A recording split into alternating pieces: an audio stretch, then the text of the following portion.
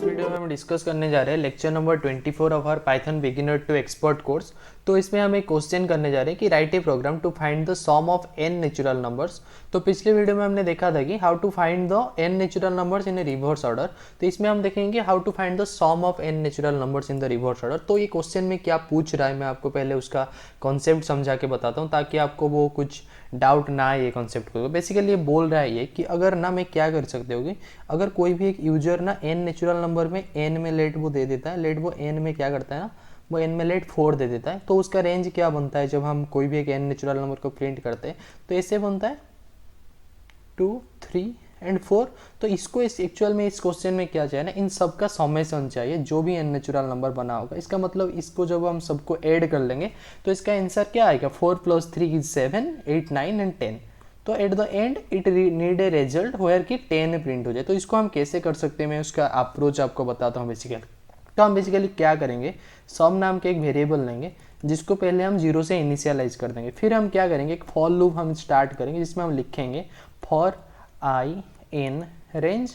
तो रेंज हम कैसे बनाएंगे कि देखो, इसको बेसिकली हमें 0 से ही स्टार्ट करना पड़ेगा। फिर हम क्या करेंगे ना, यूजर से नम नाम के वेरिएबल में हम क्या कर रहे होंगे, कुछ इनपुट मांग रहे होंगे। लेट यूजर ने यहाँ पे 4 दे दिया एज ए इनपुट। तो मुझे बेसिकली क्या करना पड़ेगा ना, 0 से 5 तक मुझे प्रिंट करना पड़ेगा। तो मैं बेसिकली क्या करूँगा, यहाँ पे मैं 5 दे देता हूँ क्योंकि अगर मैं 0 से 5 ही दूंगा तो वो क्या करेगा ना, ऐसा कुछ रेंज बनाएगा 0, 1, 2, 3 एंड 4 एंड वो 5 को एक्सक्लूड कर देगा। तो रेंज तक तो आपको समझ आया होगा। फिर मैं बताता हूँ इसका कॉन्सेप्ट कैसे काम करता है। तो बेसिकली मैं क्या करूँगा, फिर मैं लिखूँगा सम इज इक्वल टू, फिर मैं लिखूँगा सम प्लस आई। इसका मतलब क्या होगा कि पहले आई का वैल्यू क्या होगा, 0 होगा। जब आई का वैल्यू जब 0 होगा तब वो क्या होगा कि फर्स्ट इटरेशन के लिए जब वो 0 के पास होगा तो वो 0 लिखा जाएगा एंड सम में ऑलरेडी 0 है। तो मैं यहाँ पे सम का वैल्यू लिखता हूँ। तो पहले इटरेशन में सम का वैल्यू 0 बनता है। फिर नेक्स्ट इटरेशन में आई का वैल्यू क्या होगा, 1 होगा। जब आई का वैल्यू जब 1 होगा तब वो सम का वैल्यू क्या होगा, sum is equal to sum plus i. अभी आई का वैल्यू 1 है, सम का वैल्यू 0 था। तो 0 जब ऐड कर दूंगा तो सम का वैल्यू 0 से अपडेट होकर क्या हो जाएगा, नेक्स्ट इटरेशन में 1 हो जाएगा।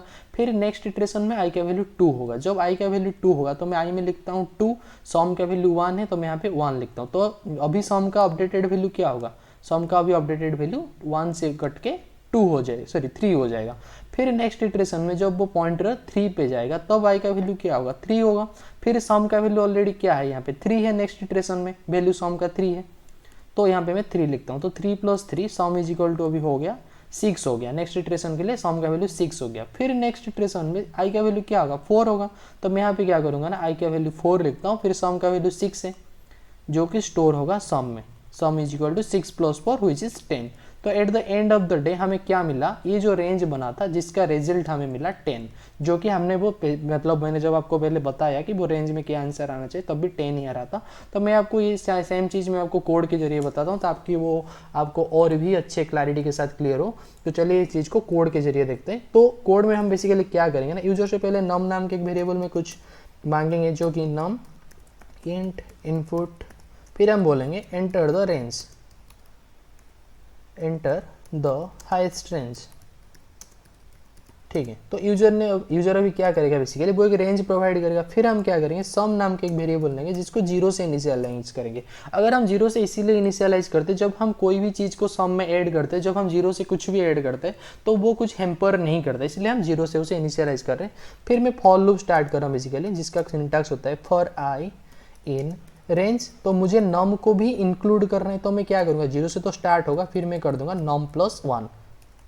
तो वो क्या होगा ना, उसके नेक्स्ट वैल्यू तक का रेंज बनाएगा एंड वो लास्ट वैल्यू को एक्सक्लूड कर देगा। फिर मैं क्या करूँगा, sum is equal to sum plus i. फिर मैं बेसिकली लास्ट को क्या करूँगा, प्रिंट कर दूंगा। क्या प्रिंट कर दूंगा, सम को प्रिंट कर दूंगा। फिर मैं रन करता हूँ। तो हमने जो एग्जाम्पल में हमने 4 तक का रेंज बनाया था तो मैं क्या करता हूँ ना, 4 देता हूँ, फिर एंटर करता हूँ। तो उसने बेसिकली क्या किया कि 4 लिया, 0 से 4 तक चला, जो कि हो गया 4 + 1 = 5। तो उस जो मतलब रेंज में अभी लिखा गया होगा 0,5। तो जब वो 5 तक गया इसका मतलब क्या, वो रेंज बनाएगा 0 to 4 तक। फिर ये कॉन्सेप्ट को यूज करके वो क्या करेगा ना, सारे के सारे वैल्यू को ऐड करके हमें लास्ट को 10 प्रिंट कर देगा, जो कि हमने एक्सप्लेनेशन में भी देखे थे कि वो 10 ही प्रिंट करता था। तो नेक्स्ट वीडियो में हम देखेंगे how to find the sum of square of n natural numbers. तो मिलते हैं आपसे नेक्स्ट वीडियो में।